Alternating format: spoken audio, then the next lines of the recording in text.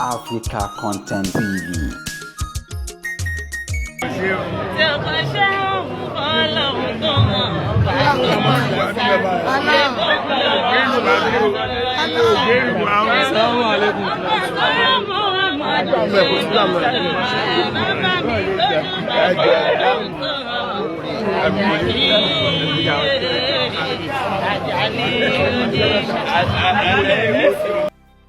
Èrìgì tí wó ilé ẹ̀rín bàjẹ́ rùkà yá fàyè lẹ̀ òròrùn kó wá ó tají ikú fẹ́ẹ́ dé dandan ń bọ̀ wá kẹ́ni tí èkú rùkàyà ńlẹ̀ kú kádàrá kò wù wá ọlọ́run ni yóò jẹ́ ọba tó pa ọ́ yóò forí jìn ọ́ yóò sì tún ṣètọ́jú mọ́mì rẹ̀.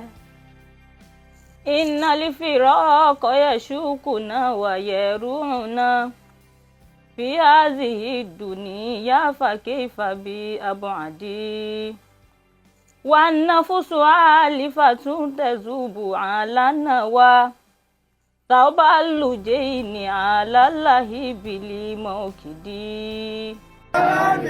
ربي حاجاتنا يكديا بجاي خير المرتدى أدماني بجاي خير المرتدى أدماني يا ربي بالمصطفى الله بلغ مكاننا واغفر لنا يا واسع الكرم